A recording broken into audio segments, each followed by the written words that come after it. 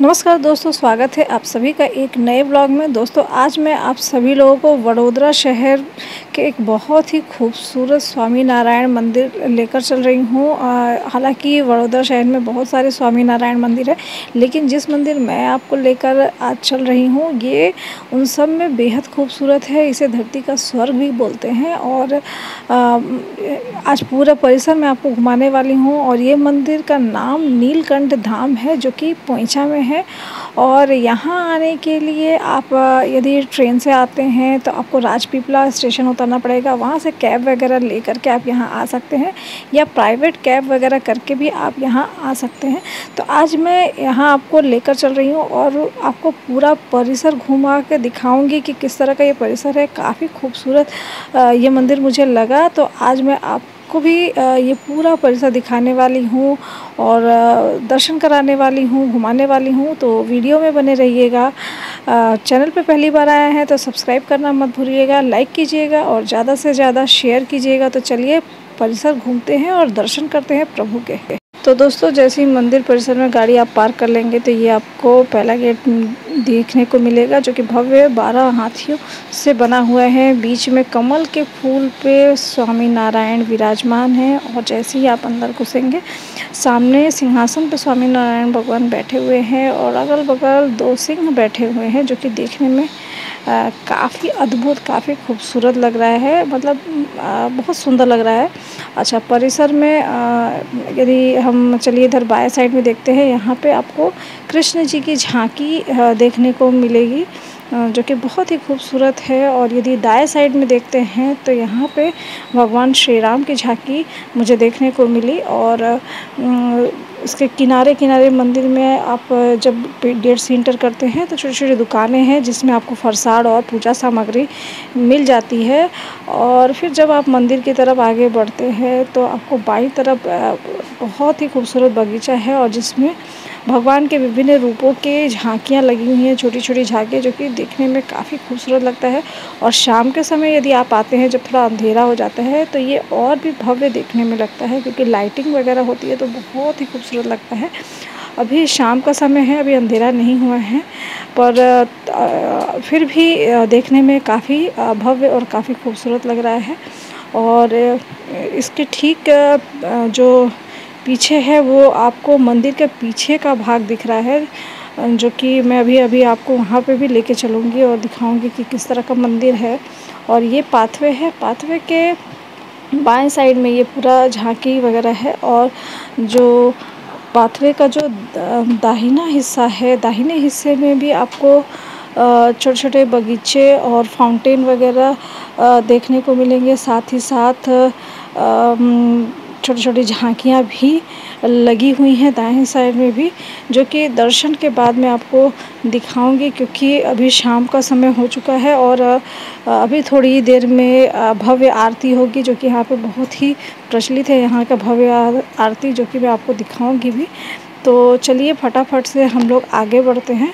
और जैसे ही थोड़ा और आगे बढ़ेंगे तो दूसरे गेट के जस्ट पहले भगवान शिव के नटराज रूप आपको देखने को मिलेगा। और उसके बाएं तरफ आपको जूता चप्पल स्टैंड है, जहाँ पे आप अपना जूता चप्पल जमा कर सकते हैं। आप चाहें तो दूसरे गेट के बाहर भी अपना जूता चप्पल निकाल सकते हैं। और जैसे ही आप अंदर परिसर में आते हैं, आपको ये इस तरह का तीसरा गेट भी देखने को मिलेगा। और बीच में इस तरह की झांकी लगी हुई है, जो कि ये भी बहुत ही खूबसूरत है। और ये मंदिर की तरफ मुख किया हुआ है, और इसके किनारे किनारे पानी है। और इसको नीलकंठ सरोवर भी बोलते हैं। कि चलिए देखते हैं कि इस गेट के अंदर आपको क्या देखने को मिले। इस गेट के अंदर यहाँ पे देखिए गजराज खड़े हैं, और इसके ऊपर भगवान स्वामी नारायण विराजमान है। और जब आरती 6 बजे होती है तब स्वयं इस पर बैठ कर के जाते हैं और इनकी आरती होती है। तो अभी 6 बजने में थोड़ा समय है, इसलिए यहाँ पे अभी तैयारी हो रही है, उनको हाथी को सजाया जाया जा रहा है। चलिए यदि इधर थोड़ा आप आगे बढ़ते हैं तो देखते हैं कि क्या इधर सीढ़ियाँ बनी हुई थी। तो चलिए मैं भी देखती हूँ कि सीढ़ियों से उतर के हम कहाँ जा पाएंगे। तो सीढ़ियों से जैसे नीचे उतर रही हूँ, मुझे कुछ नदी जैसा दिख रहा है। चलिए देखते हैं कि क्या है। तो यहाँ पे ये नर्मदा नदी दिख रही है, जो कि स्टैचू ऑफ यूनिटी में भी मैंने आपको दिखाया था कि उस पर डैम बना हुआ है। ये वही नदी है और ये पीछे मंदिर के दिखता है। यदि आप इसे गेट से अंदर जाते हैं तो आपको देखने को मिलेगा। चलिए, ये मंदिर है और मंदिर को बाहर से इस तरह से आप देख सकते हैं। दूसरे गेट के अंदर से ही ये मंदिर के अंदर जाने का रास्ता बना हुआ है। मंदिर के ठीक सामने आपको एक बहुत ही बड़ी घंटी देखने को मिलेगी, जो कि बहुत ही अच्छा लगता है। और मंदिर है तो घंटी तो होती ही है।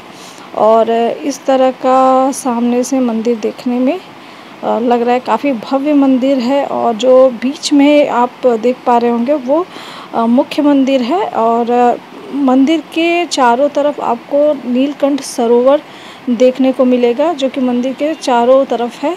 और ये ठीक सामने का ये दृश्य है। चलिए आगे बढ़ते हैं, देखते हैं कि आगे क्या कुछ है और भगवान के दर्शन भी करते हैं। तो चलिए देर नहीं करते हैं, फटाफट से झलक लेते हुए आगे बढ़ते हैं। तो इस तरह से सरोवर आपको देखने में बहुत ही आनंद आएगा। और आप यहाँ पे फ़ोटो वगैरह खिंचवाना चाहें तो खिंचवा सकते हैं, क्योंकि किसी भी टाइम आप यहाँ आएँ आपको गर्मी नहीं लगेगी। दूसरा, यहाँ पे आप कहीं भी फ़ोटो खिंचवाएँ या वीडियोग्राफी करवाएँ बहुत ही खूबसूरत आता है। तो आप फ़ोटो वगैरह खिंचवाना चाहें तो खिंचवा सकते हैं। और ये जो रास्ता जा रहा है ये मुख्य मंदिर की तरफ जा रहा है। जैसे ही आप मुख्य मंदिर में ऊपर बढ़ेंगे तो बाएं तरफ आपको गणपति बप्पा के दर्शन करने को मिलेंगे। और इसके ठीक दाएं साइड में इनके पिता भोलेनाथ के दर्शन करने को मिलेंगे, जो कि आप जब मुख्य मंदिर में, जो कि मैं अभी आपको लेकर आ चुकी हूँ, भगवान स्वामी नारायण की सेवा हो रही है। इनके दर्शन करने के बाद जब हम नीचे उतरेंगे तब बाबा भोलेनाथ के भी दर्शन करने को मिलेंगे। तो दोस्तों, ये स्वामी नारायण का मुख्य मंदिर है। भगवान स्वामी नारायण सामने विराजमान है और इनके दाएं तरफ आपको लक्ष्मी नारायण के दर्शन करने को मिलेंगे। इनका छोटा सा मंदिर दाहिने साइड में बना हुआ है। और यदि आप इसके बाएं तरफ, यदि स्वामी नारायण के बाएं तरफ यदि बढ़ते हैं तो आपको और भगवान राधे कृष्ण के दर्शन करने को मिलेंगे। इनकी मूर्ति यहाँ पे लगी हुई है। तो स्वामी नारायण के मुख्य मंदिर के ठीक अगल बगल भगवान लक्ष्मी नारायण और राधे कृष्ण का भी मंदिर बना हुआ है, जो कि काफ़ी भव्य, काफ़ी सुंदर देखने को लगा और आप उनके दर्शन कर पाएंगे। चलिए अब यहाँ से बढ़ते हैं आगे और देखते हैं कि आगे कहाँ जाना होगा। तो जैसे ही आगे बढ़ेंगे आप तो मुख्य मंदिर के बाएं साइड में जब आप बढ़ते हैं तो आपको जो भगवान स्वामी नारायण हैं उनके बाल स्वरूप का दर्शन करने को मिलेगा, जो कि झूले पे विराजमान हैं, झूला झूल रहे हैं। और आपको भी अवसर मिलता है कि आप उन्हें झूला झूला सकें। और यहाँ पे बच्चों का तुलादान की भी व्यवस्था है। और बाल स्वामी नारायण के बाएं तरफ उनके पिताजी की छोटी सी मंदिर है। और उसके ठीक दाहिने साइड में माता भक्ति देवी का भी मंदिर बना हुआ है, जिसके आप दर्शन कर पाएंगे। और जब आप ये सब दर्शन कर लें तो आप यदि बाल तुला कर संस्कार करना चाहें तो वो भी करा सकते हैं। यहाँ पे उसकी भी व्यवस्था की गई है। और जब आप मंदिर के दर्शन कर लेते हैं तो मैं लगा रही हूँ इसकी परिक्रमा। और जब परिक्रमा इसकी करते हैं तो आपको बाहर कुछ इस तरह का नज़ारा देखने को मिलेगा मंदिर का, जो कि काफ़ी भव्य है, काफ़ी सुंदर लगता है। अच्छा, चलिए अब बढ़ते हैं मंदिर के दाईं तरफ, यानी मुख्य मंदिर के दाहिने तरफ किसके दर्शन करने को मिलते हैं। तो जब आप मुख्य मंदिर के दाहिने तरफ जाएंगे दर्शन करने के लिए तो आपको भगवान हनुमान जी के दर्शन करने को मिलेंगे। तो चलिए भगवान बजरंगबली के दर्शन कर लेते हैं। यहाँ पे भगवान बजरंगबली का मंदिर है मुख्य मंदिर के ठीक दाहिने साइड में।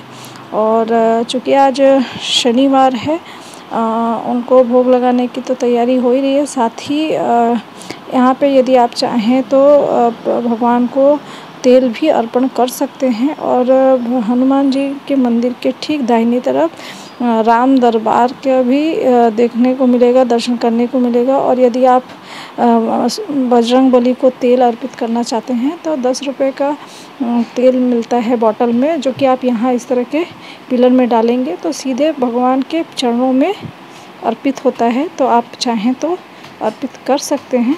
तो मैंने भी भगवान को सरसों का तेल अर्पण किया, क्योंकि शनिवार का दिन था। और इस मंदिर की परिक्रमा भी मैंने की, और इस मंदिर की जब परिक्रमा की तो मुझे पीछे के साइड नर्मदा देखने को मिला। तो यदि हनुमान जी मंदिर की जब परिक्रमा करते हैं तो आपको इस तरह का नदी का नज़ारा देखने को मिलेगा, जो कि एक बार फिर से काफ़ी खूबसूरत, काफ़ी भव्य लगा। और चलिए बढ़ते हैं अब आगे और देखते हैं कि आगे और क्या कुछ इस मंदिर में देखने को मिलेगा। और आपको चारों तरफ आपको जैसा कि दिख भी रहा होगा कि नीलकंठ सरोवर देखने को मिलता है। लोग इसमें पैसे वगैरह भी डालते हैं अपनी श्रद्धा से, तो वो आप डालना चाहें तो डाल सकते हैं। और ये मुख्य मंदिर है। और अब यहाँ से मैं निकल रही हूँ नीचे की तरफ।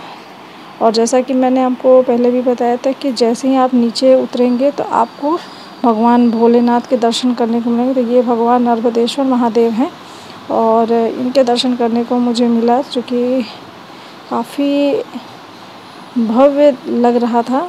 और आप भी इनके दर्शन जब आप मुख्य मंदिर से नीचे उतरेंगे तो देखने को मिलेगा और करने को मिलेगा। तो चलिए बढ़ते हैं नीचे। और नीचे मुख्य मंदिर के ठीक नीचे आपको एक और मंदिर देखने को मिलेगा। ये मंदिर में आप जब अंदर जाते हैं तो एक तो इतनी सुंदर कलाकृति की हुई है इसके छत पे, और यहाँ पे भगवान विष्णु शेषनाग पे लेटे हुई मुद्रा में है। और लोग यहाँ पे पूजा भी करवाने, यहाँ पूजा करवाने की भी व्यवस्था है। यहाँ पे पूजन सामग्री वगैरह मिलता है, आप लेकर के आप यदि पूजन करवाना चाहें तो 30 रुपये में मिल जाता है, और आप पूजा करवा सकते हैं। बाहर निकलेंगे तो ठीक बाएं तरफ आपको शिव पूजा मार्ग लिखा हुआ मिलेगा। तो बढ़ चली हूँ मैं भी कि देखूँ ये मार्ग मुझे कहाँ लेके जाता है। तो चलिए आप भी चलिए मेरे साथ और देखते हैं कि कहाँ पहुँचते हैं हम। और ये हम आ गए हैं, यहाँ पे लाइन लगी हुई है। यहाँ पे शिवलिंग है जिस पे लोग जल चढ़ा रहे हैं। और चूँकि सावन का महीना चल रहा है तो नर्मदेश्वर महादेव वो लोग जल चढ़ा रहे हैं। तो मैं भी कतार में लग जाती हूँ और भोलेनाथ को जल चढ़ा लेती हूँ। हर हर महादेव। और आप नर्मदेश्वर महादेव के दर्शन मैंने आपको कराए। और मंदिर के चारों तरफ, जो मुख्य मंदिर है उसके चारों तरफ आपको भगवान कृष्ण के शालिग्राम स्वरूप के विभिन्न रूपों के छोटे छोटे मंदिर लगे हुए हैं। तो चलिए एक परिक्रमा इसकी भी फटाफट से लगा लेते हैं। और फिर शाम का टाइम हो चुका है, आरती का समय हो चुका है, तो फटाफट से ये परिक्रमा कर लेते हैं।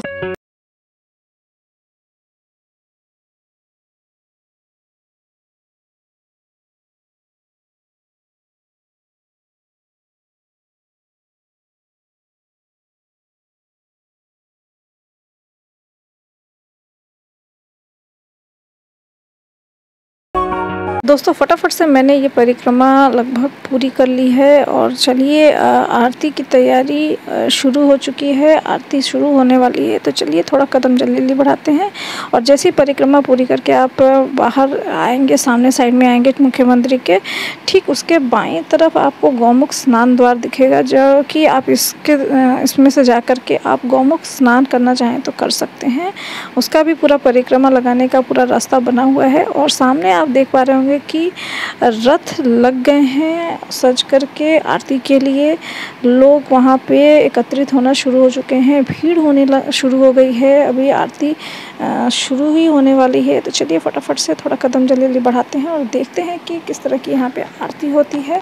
तो कुछ इस तरह से हुजूम इकट्ठा हो गया है, सब लोग मंदिर से जल्दी निकल के आ रहे हैं ये भव्य आरती का आनंद उठाने के लिए।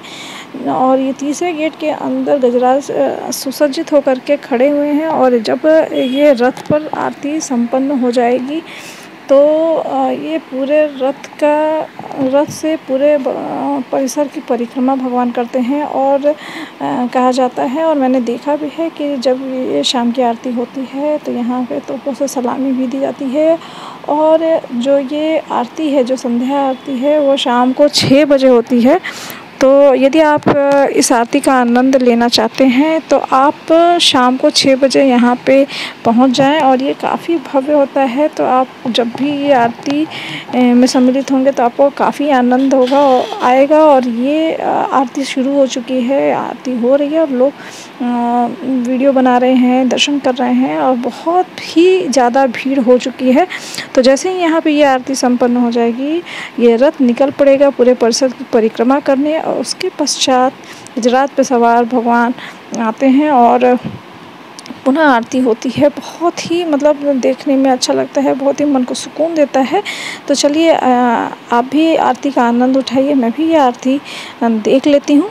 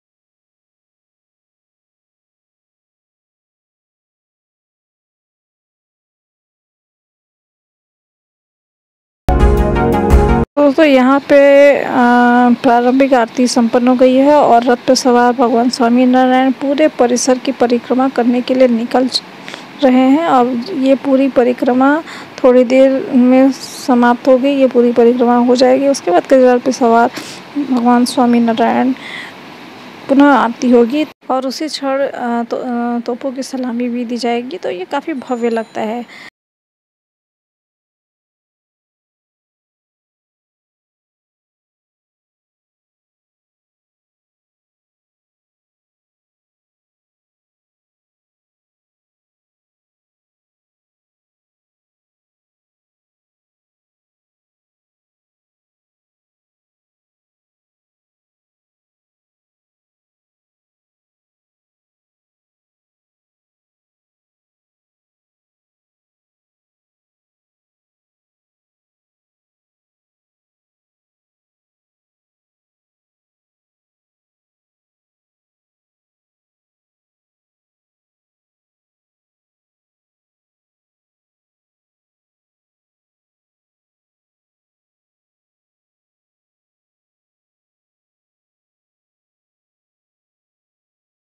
तो यहाँ पे लोग गौमुख स्नान कर रहे हैं। जैसा कि मैंने आपको दिखाया भी था कि गौमुख स्नान द्वार बना है, वहाँ से आप जैसे ही अंदर जाते हैं आपको ये इस तरह के गौमुख बने हुए हैं और पूरे मंदिर के चारों तरफ ये गौमुख बना है, जिसका यदि आप स्नान करना चाहें तो कर सकते हैं।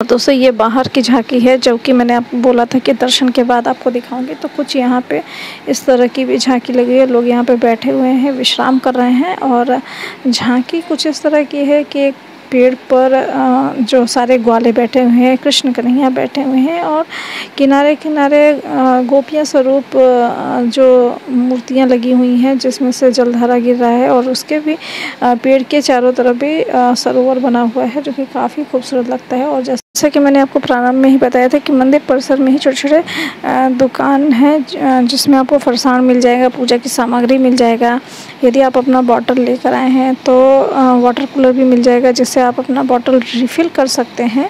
और काफ़ी खूबसूरत ये मंदिर मुझे लगा, इसका पूरा परिसर लगा। मतलब यदि आप आते हैं तो 5-6 घंटे का समय तो लेकर ही आएँ और किसी भी मौसम में आएँ आपको यहाँ पे अच्छा लगेगा, क्योंकि गर्मी हो चाहे ठंडी हो, मंदिर कुछ इस तरीके से बना है कि आपको गर्मी भी नहीं लगेगी और बहुत ही आनंद आएगा। तो आप अपने पूरे परिवार के साथ यहाँ पे आ सकते हैं और एक बार ज़रूर आएँ और यहाँ पे भगवान के दर्शन करें, परिसर घूमें। और दोस्तों मंदिर के प्रांगण में ही बहुत ही भव्य प्रदर्शनी भी लगी हुई है, तो यदि आप वहाँ भी घूमना चाहें तो घूम सकते हैं, बच्चों को भी घुमा सकते हैं, क्योंकि वहाँ पे बहुत कुछ देखने के लिए आपको मिलेगा। इस पर मैंने एक स्पेशल व्लॉग बना करके अपने प्लेलिस्ट में डाला है, तो जिस किसी ने वो व्लॉग नहीं देखा है आप मेरा प्लेलिस्ट जाकर के चेकआउट कर सकते हैं। सारा डिटेल में मैंने वो प्रदर्शनी को कवर किया है 2 पार्ट में, तो आप उसको देख करके फिर आप प्लान कर सकते हैं कि हाँ प्रदर्शनी यदि देखनी है तो कब निकलना है, कैसे निकलना है। तो एक बार उसको भी चेकआउट ज़रूर कीजिएगा। और आज का ये व्लॉग मैंने कोशिश किया है कि आज के व्लॉग में मंदिर का हर एक कोना, हर एक चीज़ बता सकूं, दिखा सकूं। तो कैसा लगा आपको मेरा ये आज का व्लॉग, कमेंट करके मुझे ज़रूर बताइएगा। और जब थोड़ा अंधेरा हो गया है तो लाइट्स वगैरह जल चुकी है और लाइट जलने पे परिसर कुछ इस तरह का दिखता है, जो कि मैं एक झलक उसकी भी आपको दिखा देती हूँ। तो कमेंट करके बताना ना भूलिएगा कि कैसा लगा आपको मेरा ये व्लॉग। और अब मैं आपसे मिलती हूँ अपने नेक्स्ट व्लॉग में, तब तक के लिए आपसे विदा लेती हूँ। हर हर महादेव।